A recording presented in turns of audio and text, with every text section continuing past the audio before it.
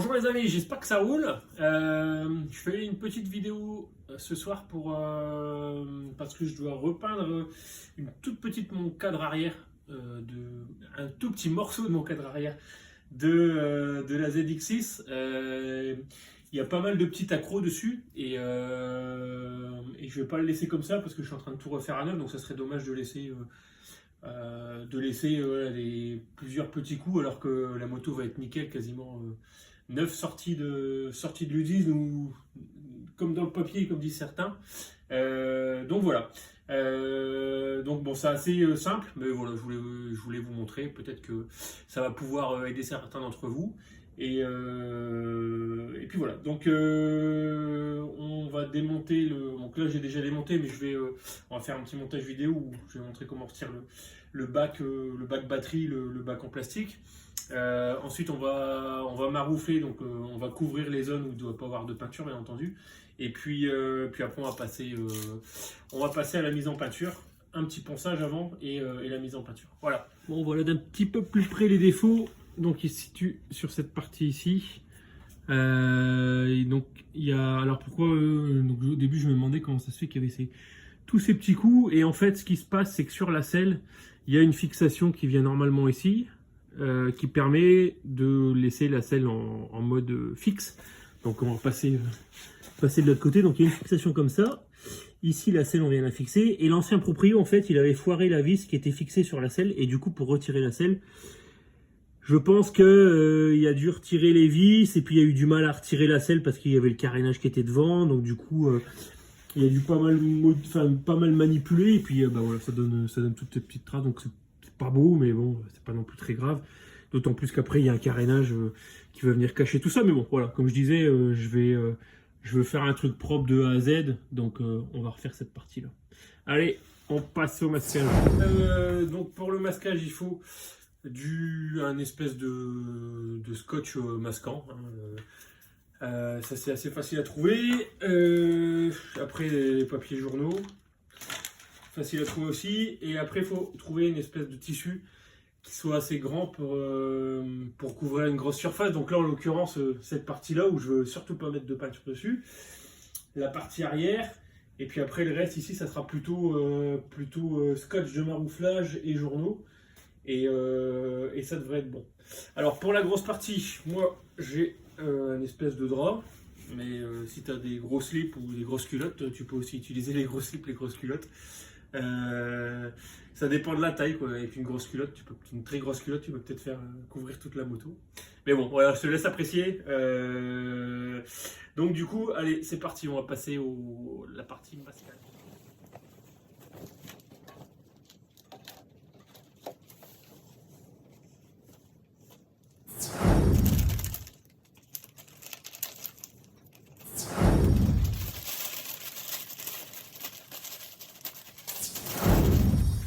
Alors ça y est, la partie masquage elle est terminée. Maintenant on va poncer un petit coup tout ça. Donc assez léger, donc j'ai pris un papier 400 sans eau, parce que du coup sur le papier si je mets de l'eau ça va pas trop le faire. Et puis voilà, donc on va poncer ça tranquillement, peinard. Ensuite on va mettre un petit coup de dégraissant, et puis on va mettre un coup de bombe. Donc voilà, allez on y va, c'est parti pour le ponçage.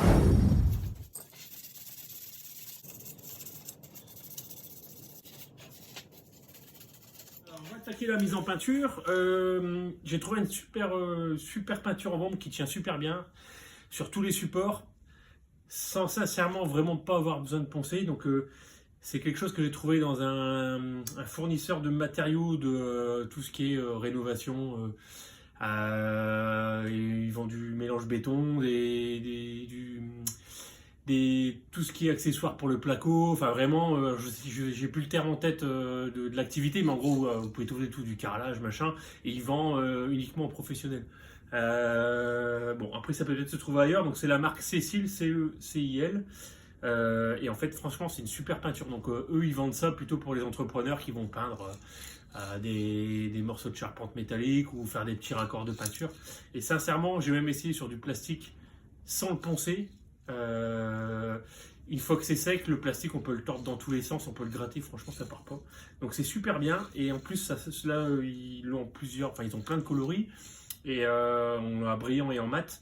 Et en fait, le brillant, ça va super bien faire briller. Sincèrement, c'est épatant et c'est facile, quoi.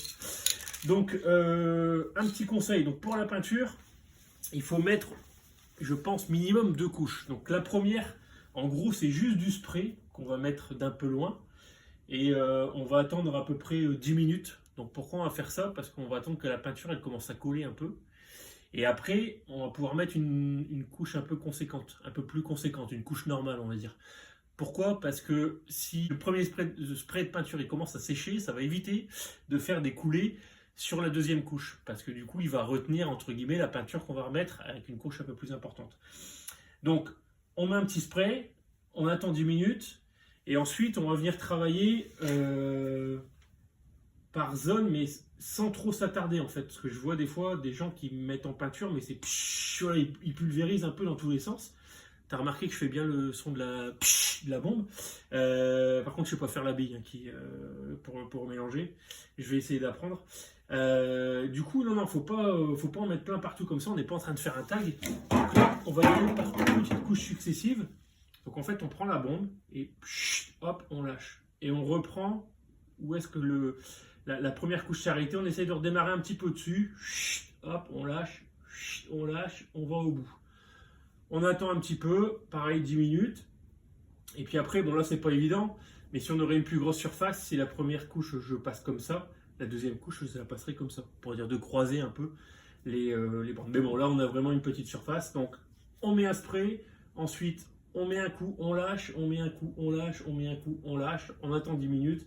Et puis après on remet une deuxième couche, une troisième couche du coup.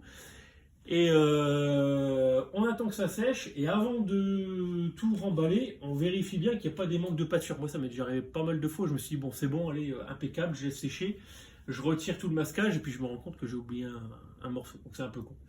Voilà, allez, on va démarrer avec le petit spray. Je vais vous montrer un petit peu le petit spray, en quoi ça consiste. Voilà.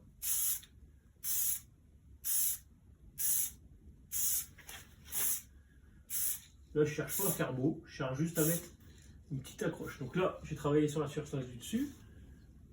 Là, je vais travailler sur le côté. Voilà. Et je ne l'ai pas fait à la façon taille. Allez, ça y est, la première couche, enfin le premier spray, il est passé. Oula, restez avec moi. Voilà, je vous montre un peu ce que ça donne. Il y a encore des zones qui ne sont pas couvertes, mais comme je vous dis, c'est pas le but. Voilà, hop. Un petit spray et on passe à la suite. Donc là on va travailler un peu plus et on va rester un peu plus longtemps. Du coup on va mettre un peu plus de tension. Pareil, pas de tag, on n'est pas en train de taguer un mur. Donc là on va y aller. Donc on va faire d'abord la surface du haut, je vais la faire dans l'autre sens, et puis après on va faire la surface du côté. Voilà. Et on s'alterne plus par rapport à tout à l'heure. Voilà. Impeccable. Bon, j'ai pas besoin d'en mettre plus. C'est bien couvert. Il n'y a plus qu'à attendre 10 minutes que ça sèche. On remet une troisième couche. On essaie de le faire dans l'autre sens. Et puis, on vérifie que tout a bien été peint. Si ce n'est pas le cas, on rectifie. Et puis ensuite, on laisse sécher, on décache. Et puis on regarde le résultat final. Allez, on a encore 10 minutes de passer. Troisième couche à attaquer. Bon, désolé, il y a des petits bruits de matou. C'est parce qu'il veut une petite caresse. Donc, mais bon, là, avec la peinture, c'est un peu compliqué. La peinture et puis les poils de chat. Allez, on va mettre la troisième couche. Donc la troisième couche, je vais essayer de la mettre. Donc là, celle-là, la première, je l'ai mis comme ça. Je vais essayer de la mettre comme ça. On va user un peu plus de peinture. Mais on est sûr au moins de bien couper partout. Allez, c'est parti. Donc la même technique. Je recouvre où je passe. J'y vais mollo pour mettre un maximum de peinture, mais sans trop en mettre non plus. Voilà.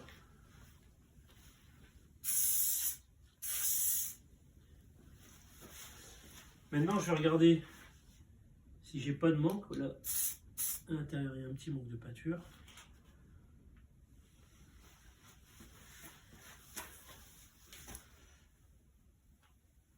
Là, ça a l'air pas trop mal.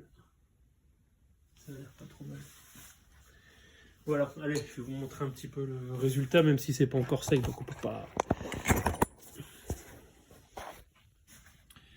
Donc voilà. Bon, ah bah là on voit bien la peinture, elle est vachement bien tendue. Donc si vous regardez ici, là sur cette, où est-ce qu'on voit le néon au-dessus, bah ça va se tendre après. Hein, la peinture, quand elle cesse, elle se tend, donc ça va encore faire plus brillant. Voilà. Et franchement, j'ai pas trop bien préparé la pièce. Et au niveau peinture, voilà, enfin, on n'est pas dans des conditions idéales de température, tout ça, mais bon, ça va, c'est pas mal, quoi. C'est pas mal. Pour un cadre arrière, c'est pas mal. Voilà. Bon, et ben on va décacheter tout ça. Enfin, on va laisser sécher d'abord. On va décacheter tout ça. Et puis, puis après, on regardera le résultat de la machine. Voilà. Allez, ciao.